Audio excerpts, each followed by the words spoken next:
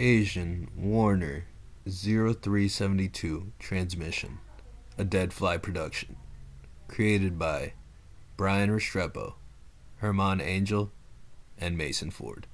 The AW71 transmission. This is the Toyota A40 series, Volvo BW55, AW70, 71, and 72. It is a rear-wheel drive transmission. It has been found in the Toyota, Volvo, Geo, Isuzu, Kia, Mazda, Mitsubishi, and Suzuki manufacturers. It began in the Corolla in 1973 and was used until 2005 in the Mazda Miata and the Grand Vitara XL7. The image you see here explains what the abbreviations mean in the next cutaway image. There are three letters: C, B, and F.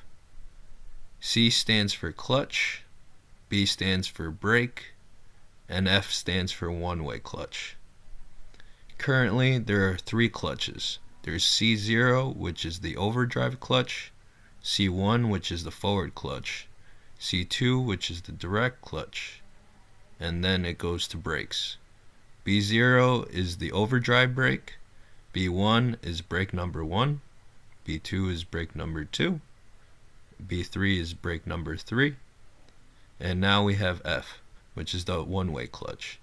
F0 is the overdrive one-way clutch, F1 is the one-way clutch number 1, and F2 is the one-way clutch number 2. This is a cutaway sketch or drawing of the transmission showing the locations of all the clutches, brakes, and one-way clutches. Alright, this is our transmission completely gutted. As you see, the input shaft is right here, and this is the output shaft. Right here is the overdrive case, which holds the overdrive assembly. If you haven't noticed, this is different from other transmissions because they decided to put the overdrive assembly in the front with spline to the input shaft instead of the output shaft like in most transmissions. In the overdrive assembly, it holds the overdrive direct drum, which holds the overdrive direct clutches, and then the case holds the overdrive clutch pack itself, which is splined to the case, which is then the case is bolted to the transmission.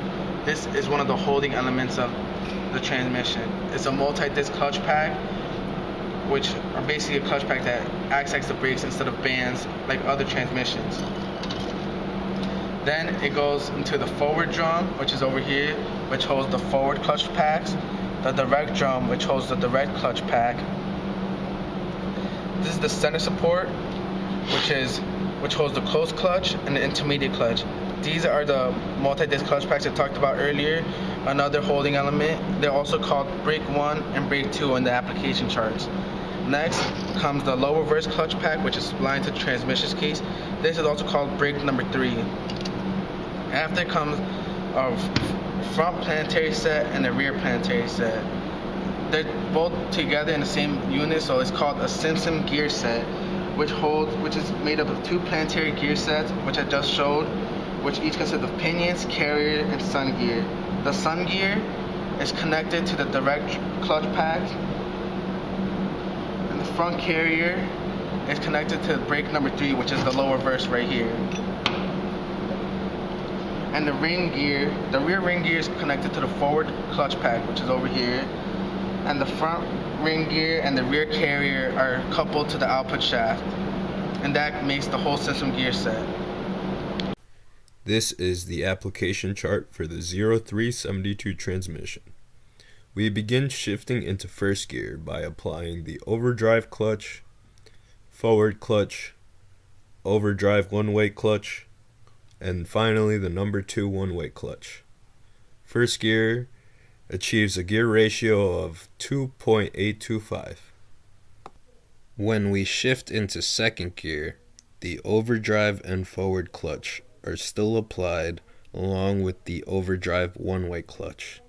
The difference is that the brake number 2 is turned on along with the number 1 overrunning clutch, while shutting off the number 2 one-way clutch, achieving a gear ratio of 1.493 in second gear. When shifting into third gear, the overdrive and forward clutch, along with the overdrive one-way clutch and brake number 2, are still active. The difference is that the direct clutch and overdrive brake are turned on, and the number 1 overrunning clutch is shut off. This achieves a gear ratio of 1, since everything is rotating at the same speed.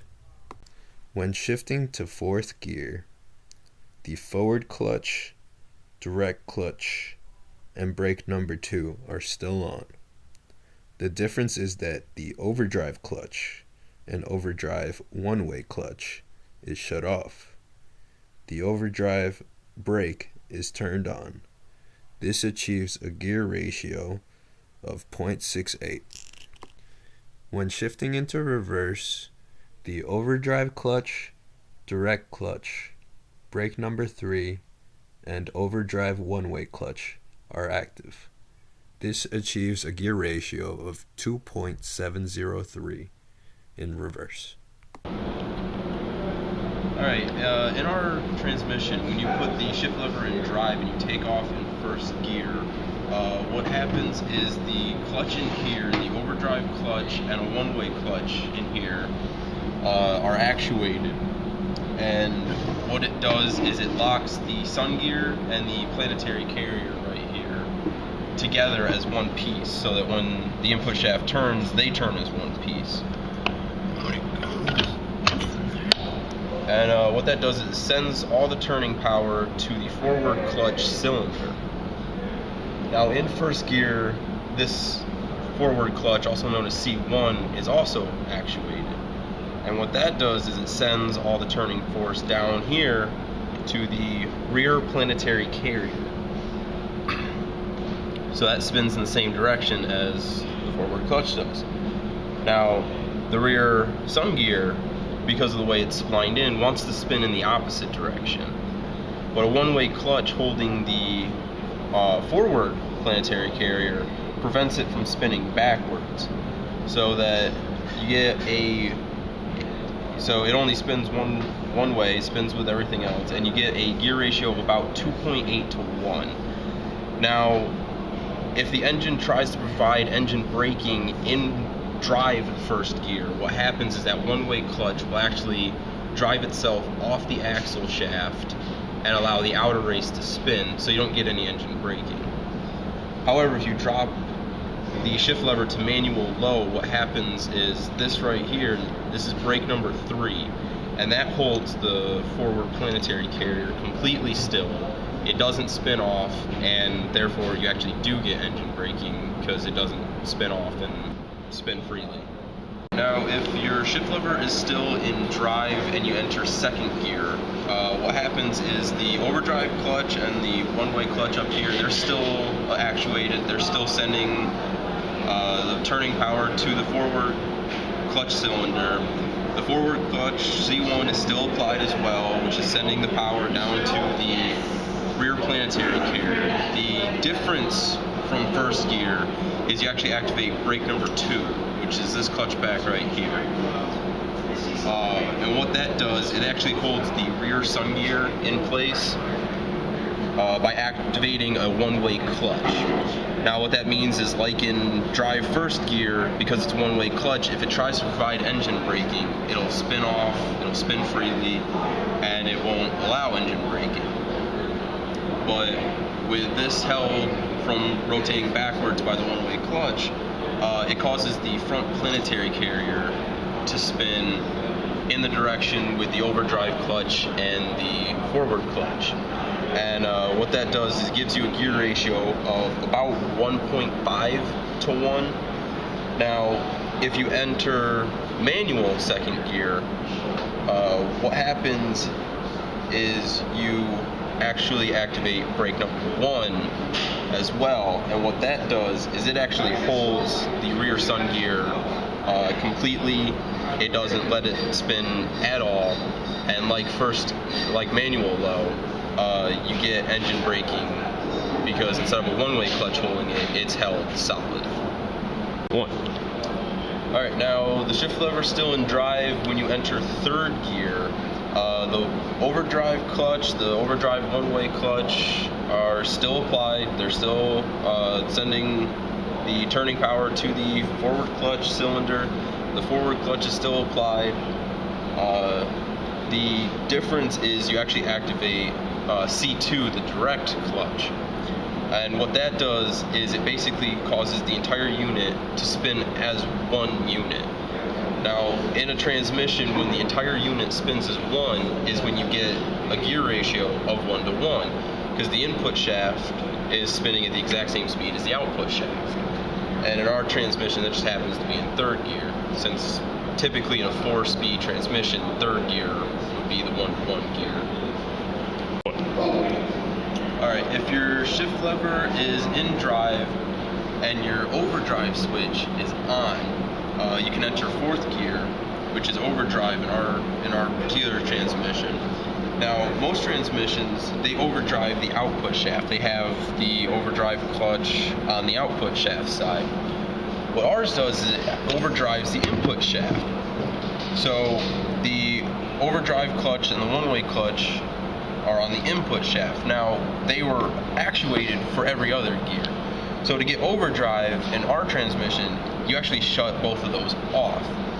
And instead you activate the overdrive brake. Now that's splined to this housing, and what it does is it makes the ring gear in here actually transfer the turning power. It still transfers turning power to the forward clutch cylinder, and the forward clutch and the direct clutch are still applied just like in third gear.